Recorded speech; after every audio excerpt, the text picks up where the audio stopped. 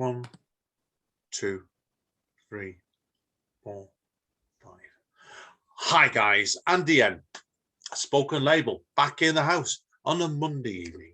Yes, we're a bit earlier this week because England's about to go into a heat wave later in the week, and I don't want to be sat here melting when I'm doing podcasting, so we're doing it on a cool night tonight. Now, we're over to abroad, of course, today. We've got a lovely gentleman with me today called Adam Fleming, who I've been reading his book earlier on today, so I'm going to let Adam introduce himself and we'll start from there. Take it away, mate, and also tell us a bit about yourself, where you're from, and what started your writing. Yeah, Andy, thanks so much for having me on your podcast. My name is Adam G Fleming. It's easier if you look me up, you look for the middle initial. I live in Goshen, Indiana, which for people around the world, maybe you don't know where Indiana is, except that you've heard of the Indianapolis 500. That's our big thing. We love our car racing. And also, I'm actually closer to the University of Notre Dame in Indiana. So that's a pretty famous university worldwide. I've been married since 1998 to my lovely wife, Megan, and we have 4 children. The oldest is headed into his second year at university. He's studying film production. The second son is, you're gonna love this, Andy. He's a Man City fan. Yay! And a footballer, as you say. Brilliant. In England, and he is. But you might not like this. I'm a Liverpool guy. Boo, boo. Sorry. I'm a fan of Jurgen Klopp, and I love Mo Salah. So it's hard not to root for. No, he is a great manager. So definitely that. And then, how did you and your son get into football then, or soccer as you call it in your country? Well, yeah, that's a great question. We live in a city with a lot of immigrants from Latin America. Particularly Mexico, but some of the other Latin American countries as well. I think there was a day when he was in 3rd grade, about 10 years old, and they were having like a social time at the school, at the elementary school, and he went across the street a half an hour early to play in the schoolyard. And I came over later and realized he was out there. Obviously we're Caucasian. He was out there with about 30 Mexican kids playing football. And I said, he's not going to be a baseball player. I can see it.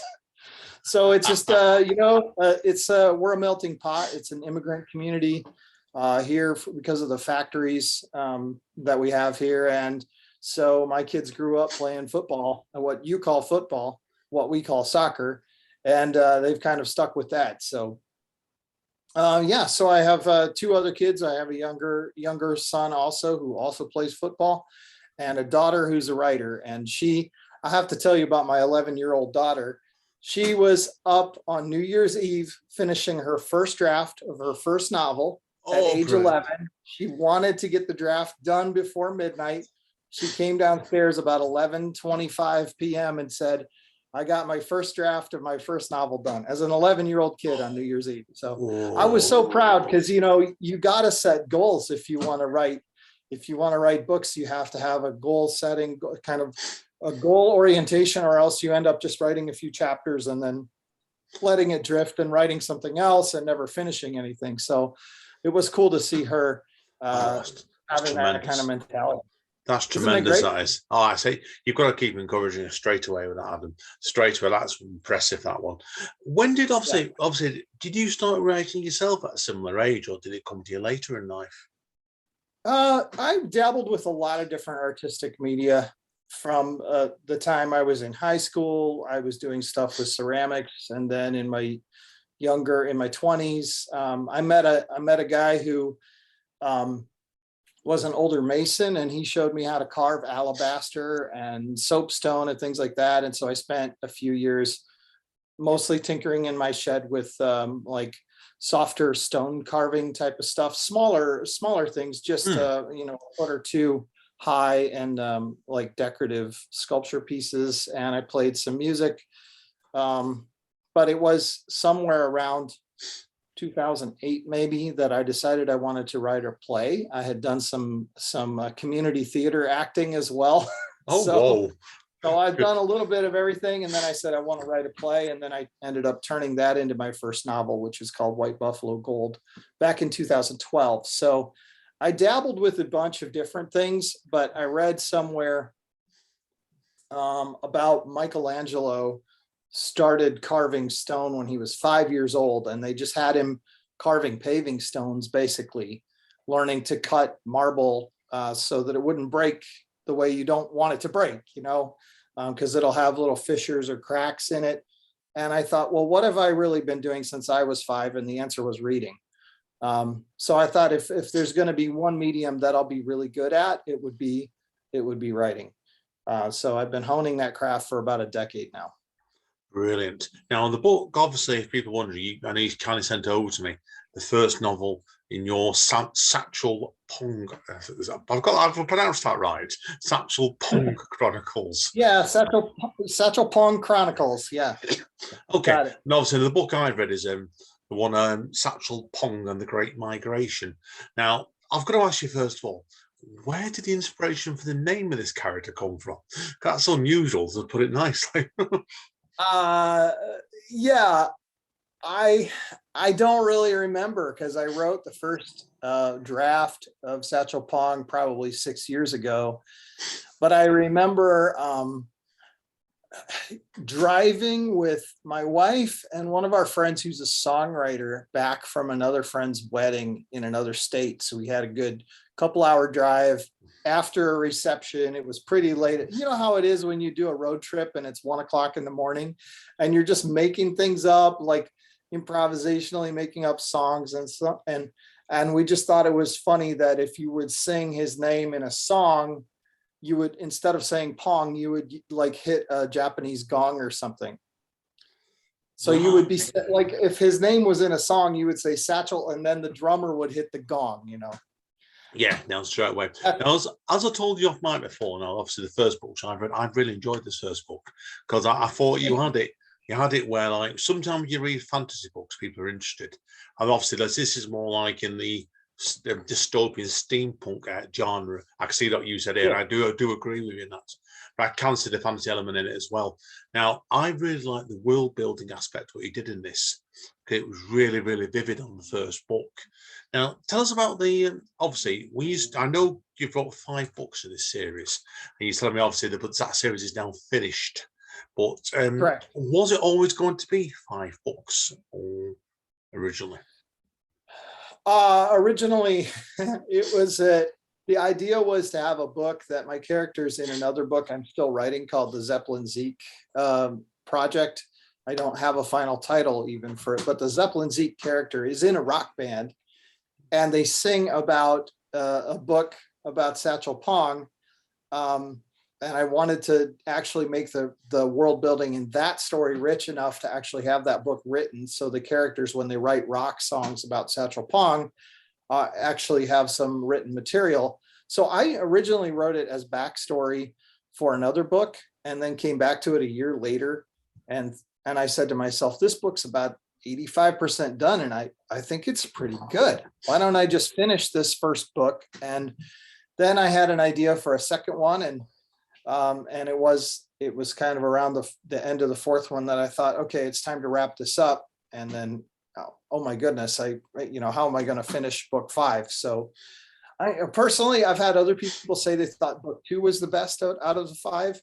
I'm kind of partial to book 4, but I think that book 5 does an adequate job of wrapping up the series and making you feel like you've had a satisfying, experience of the entire story arc. So really? Satchel Pong has to start by trying to figure out how he's going to get off his island nation and get his people to safety. But because it's science fiction as well, and dystopian, there's a question of whether or not eventually in book 2 or 3, somewhere in there, they begin asking the question, do we actually need to leave our planet? And how do you get off world, in a Zeppelin? Yeah, straight. That's brilliant. Punk, right? No, it's brilliant. I really enjoyed it. I liked this. There was a lot of humor in the book, or if it's the British side of me that saw the humor.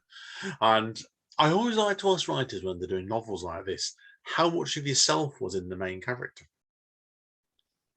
Probably a lot more than I realized. I think Satchel Pong starts out as kind of a, well, I'm not a government bureaucratic government agent or employee myself, but he's a meteorologist. For the listeners, he's a meteorologist, but in his world, that's a government position, an elected position. But he's sort of an incumbent who's never going to get replaced. He's kind of got a job security, and he's supposed to report on the weather, but he hasn't for about a decade. And so people start to complain to him on the street that you're not doing your job because you haven't given us a weather report. But I think he really, as far as me, I think when I was younger, I hadn't really done a lot of leadership or didn't know how to lead. I think he's timid, and he doesn't know how to lead his people, and he's not sure what to do. And I think there's an aspect of all of that in us when we're younger, is like, I guess you learn how to lead by starting to lead. So I think he really becomes a leader over the course of the series, as he is forced into a position of leadership where people expect him to take some initiative and give some direction. And so I don't know, maybe there's a lot more of me in there. That was a good question, Andy. I'm not quite sure. I always like it when I do this sort of podcast to try and catch out the author with some insightful questions straight away with it. But you do, I mean, well done. But my wife, actually, I said 40, she's a novelist herself. She not does much now, but she writes a lot of horror books and she's done quite a number of zombie books. And I always like asking her, with all the books she's done, how much of the lead characters of hers in it. And she often says to me, she tries to say there's nothing, but I know it is. I know the truth, right? So now, I've got to ask you, obviously, well, we talked off mic as well. I really like the covers on all 5 of these novels. You were telling me before that your sister's done the covers for you, didn't she? My sister did all the covers, and I don't know, you publish this only on, you put it on YouTube, right? People can see this? Yeah, I'd be on YouTube straight away. Yeah. So for people who are not just listening, here's the first cover, Satchel Pong and the Great Migration, which, my sister, that was the first cover my sister ever did for me. I was also going to ask you, had you done many before that? Obviously not. They're all brilliant. No, she hadn't. So, Satchel Pong and the Search for Emil Ennis, definitely steampunk looking book there. And then at least in this stack, I've got one more I can show you. Antoinette Joe and the Sky Dwellers. That's what I was going to go to next about Antoinette. So obviously, tell us about her journey as a character and where does she come from? Well, she comes from Satchel Pong's island chain as well, but from a minority group. And she is the apprentice to the master wireless operator. So you meet her pretty early on in the first book as Satchel Pong's trying to figure out how to start his migration. He has to go use a radio to contact the dirigibles and try to get some guidance from outside his local kind of insular community. And Antoinette Joe becomes one of his primary supporters, not really a sidekick, I wouldn't say, but because she's very much her own person, and is not just there to follow him around, but very opinionated and really wants to make sure that her minority group doesn't get left behind. She's that's why passionate. I got that on the book. It was almost like it was a character that knew her own mind. And I thought, I was half tempted to ask you, is that based partly on your wife? But oh my God. Yeah, it probably is. We got married when my wife was really young. She had only been 21 for a couple of weeks. And she did kind of come to a point where she just I'm very assertive with my agenda, things that I want to get done. And we talked about goals a little bit earlier. Like, I have goals in mind all the time, something that I'm doing. And her personality is a little bit easier to just kind of follow the leader.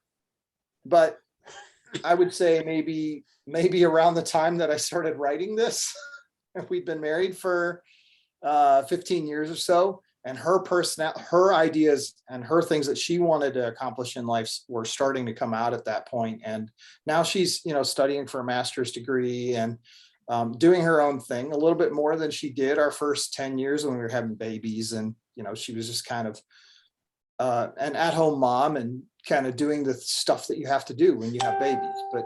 But now that our kids are older, she's her own woman. That's You got a very bit more. insightful. You got me again, Andy. Well, that's two now. I've got time for the third question to catch you out with yet. Now, obviously, people wondering on the research, obviously, will discover you not just wrote this series. Now, I want to touch on all the other books you've done as well, and these included books I've not read as well.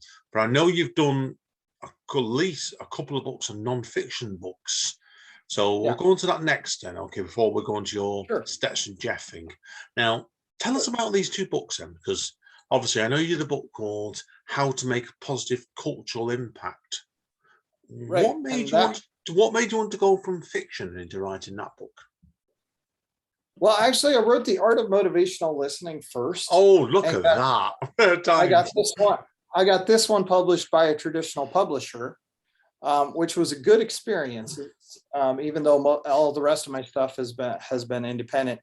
And then, I'm just very interested in culture. And so I think you see that in my fiction books too, that my characters are constantly traveling, crossing cultural boundaries, discovering like what's going on culturally.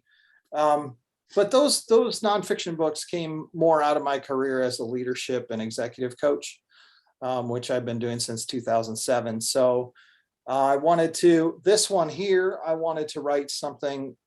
There's a lot of how to coach books that are kind of step-by-step, 1, 2, 3, 4, 5. I wanted to write a series of almost more like mini articles. Actually, I originally posted them on my blog. Each one with more of a metaphorical way of thinking about how to listen better. And then the book, how to make a positive cultural impact, came from some thinking about how we leverage our time and energy into, if we manage them well, both our time and energy, it can leave us time and energy for exploring things that help us increase our empathy, which my theory is reading fiction is one of the things that help us increase our empathy and increase our creativity. And the other thing that I believe helps us build both empathy and creativity is travel. So it really points people towards the idea that if you read fiction and you travel, you're likely to raise your levels of empathy and creativity. And if you can do that, then you can deploy that energy back into building a more positive culture, whether it's in the workplace or in whatever, or even in your home, right? And then that comes back around to now I need to manage my energy and my time better again. So it becomes like a cycle. So that was the idea that I had and wanted to play that out in the book. In fact, great idea. I'm always a believer with creativity. Never stand still on anything you do. So this way it's great now because we're coming on to your Western series next, Stetson Jeff. Now, what I like this, I only spotted this one earlier this afternoon when I was researching you, and I thought to myself, wow, you're a non-fiction writer, you're a poet, but to come on to next, and obviously you do these steampunk books. Where did the idea for Stetson Jeff come from then? Well, I wrote Stetson Jeff together with a brilliant writer named Justin Fike, who has a master's of creative writing from Oxford and is a good friend of mine. And we were together at a conference in Thailand. And we saw a group of Texans there. And we jet lag, when you go to Thailand from the United States, you're talking like a 14-hour difference. So you're waking up when you should be going to bed. So we're up at 7 o'clock in the morning with a cup of coffee, looking out over the bay as the sun's coming up. And we're talking about what's it like the first time somebody from Texas, Texas is famous around the world for the cowboys and the oil and the, like certain mentality about life.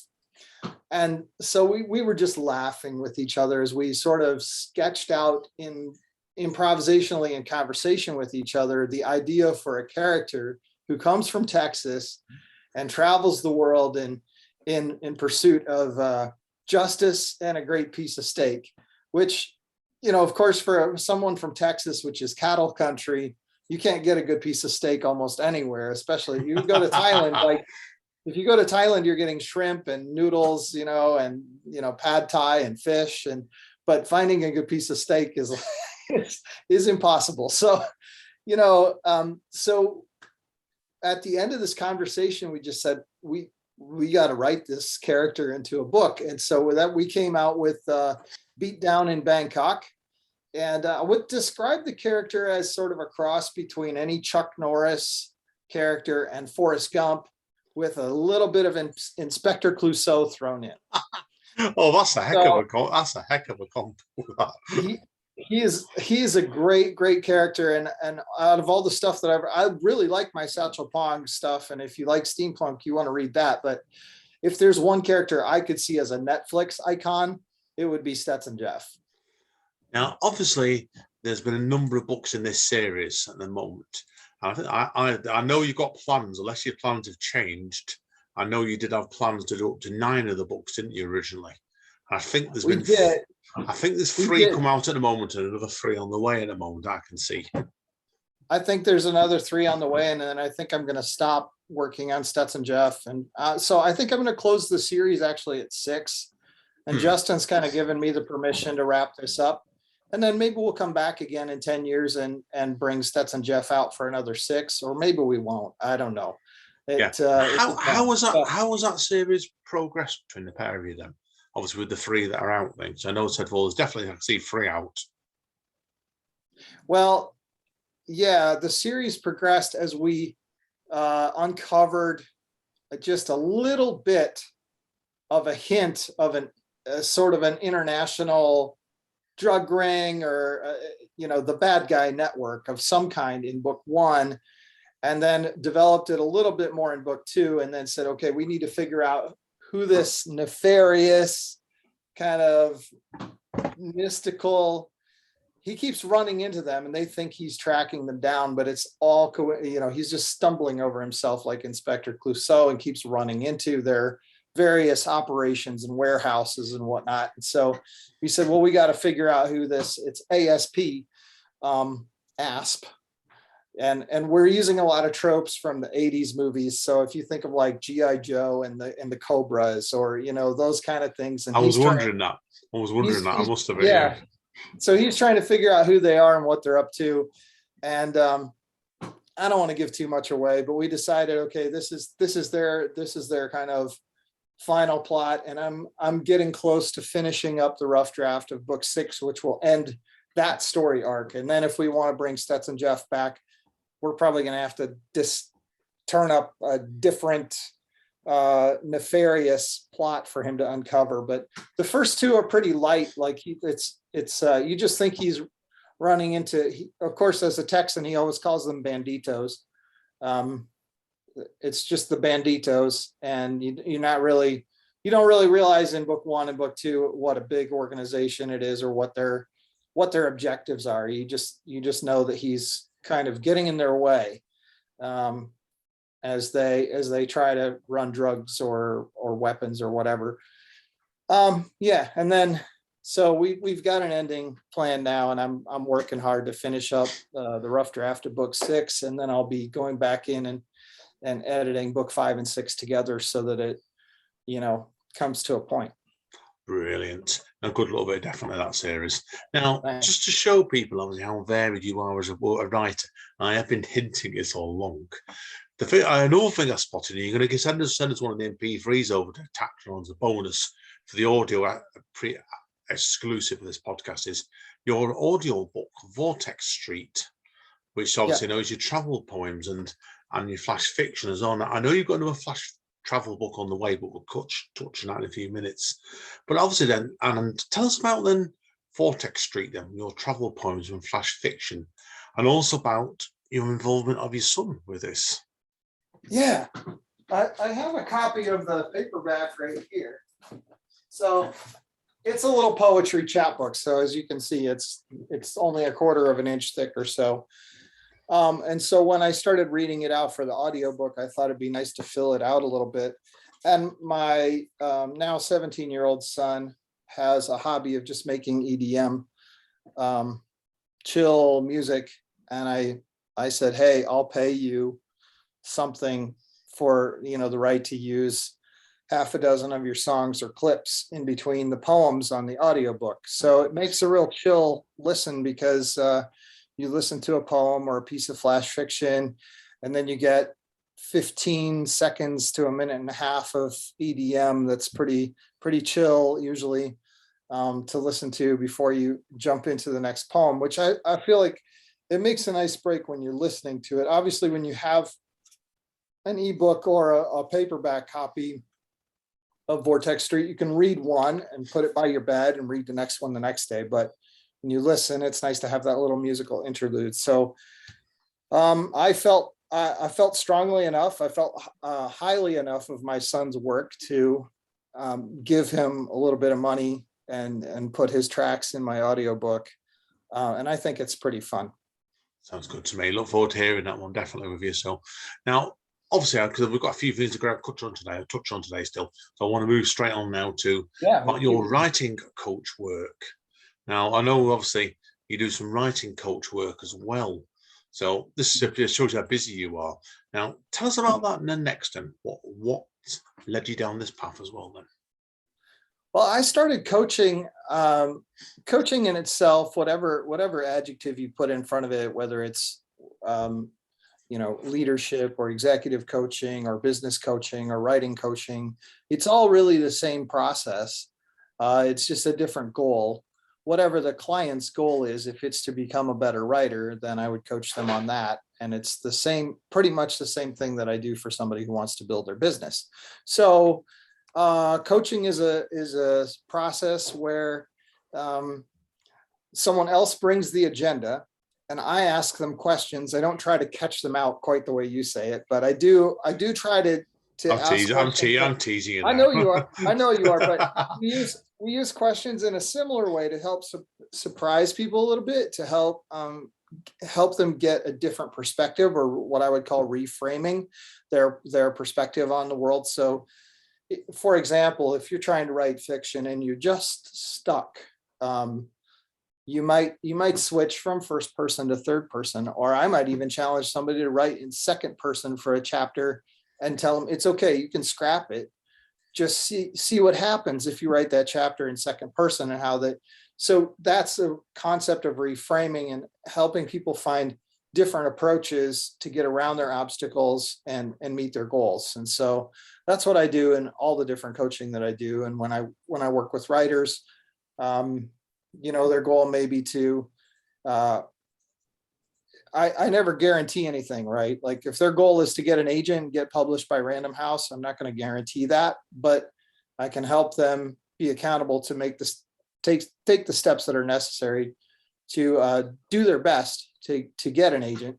Obviously, anytime someone else has to make a decision to accept them, that's something I can't control, and it's something they can't control. So you don't guarantee results when another person has to make a decision that impacts the success or failure of the mission. But that's what I do. Yeah, that's good. Now start wrapping up now, because obviously I'm conscious of the time of today for us, because I want to give you as much time as we can to let you people hear a bit of your work.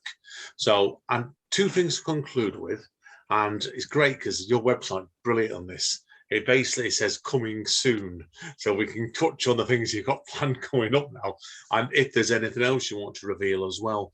But sure. Before we do that, very briefly, I know you do ghostwriting as well, don't you? So yeah. Do you want to tell us very briefly about that before we go into what's up next?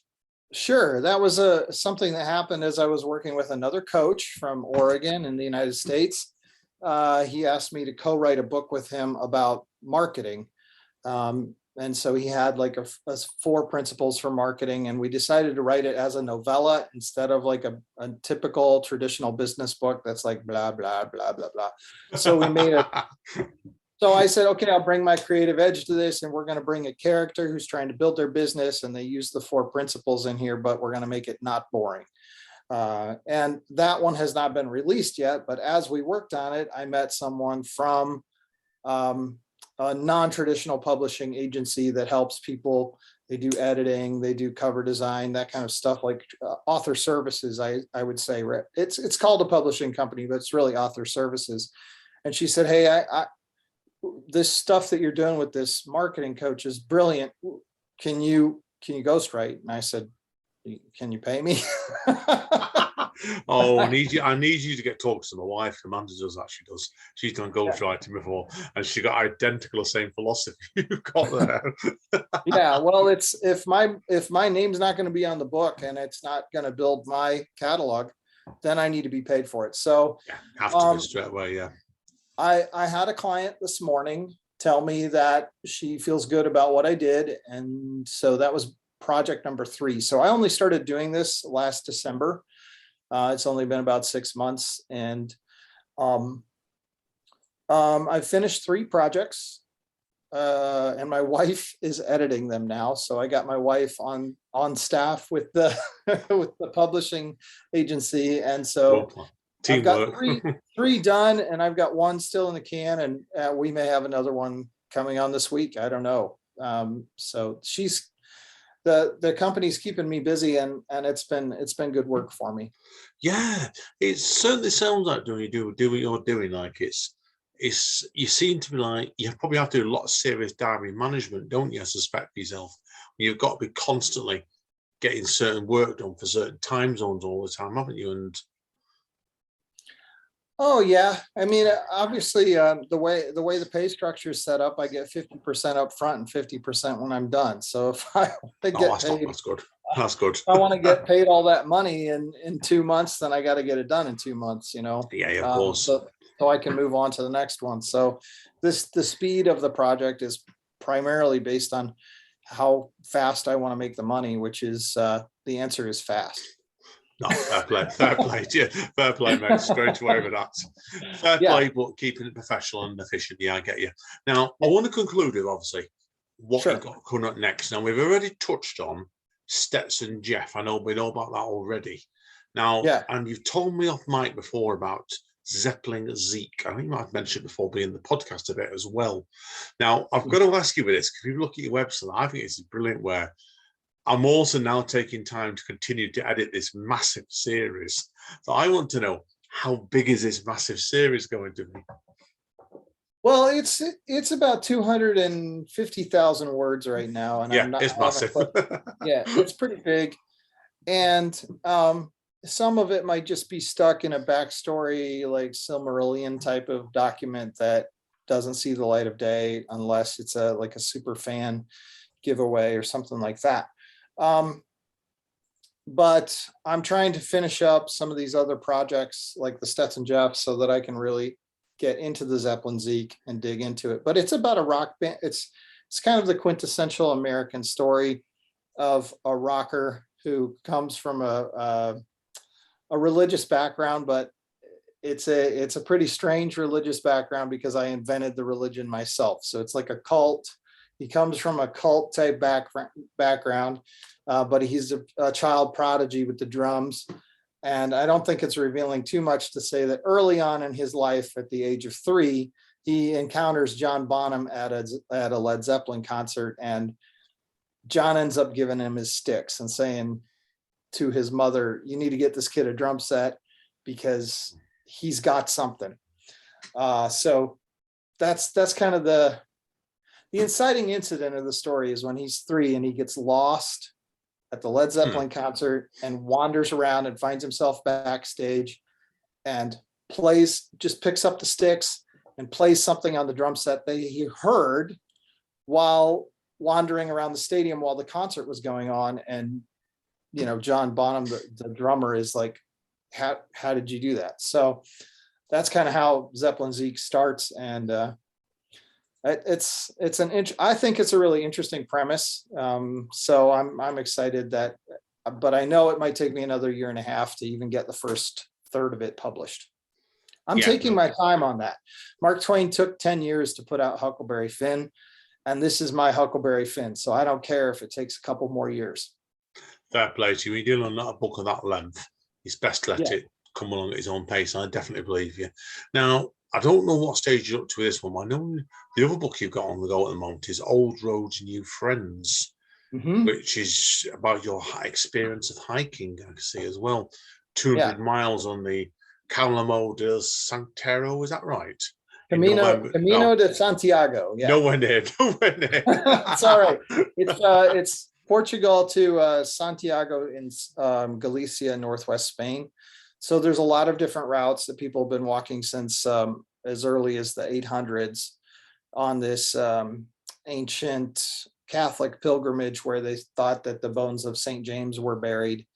And then now today, there's several different routes where you can stay at hostels every evening. You walk about 13 to 15 miles a day, and you stay at a hostel. And there's hikers from all over Europe doing this all the time.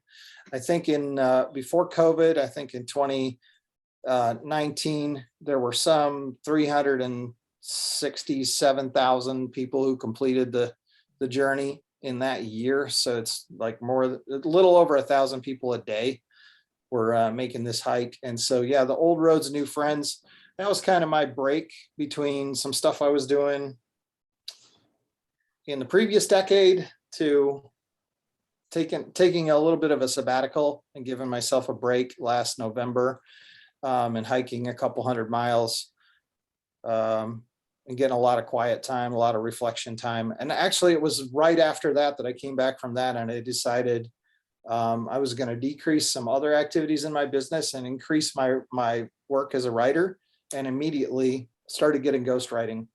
So it all worked out really well that I'd kind of made that decision at the end of this long hike. And I thought, well, I'm not sure how that's going to pay the bills, but I'm going to go for it. And then I started getting calls for ghostwriting. So that's job done, isn't it? It comes naturally sometimes, those sort of things. I always believe that.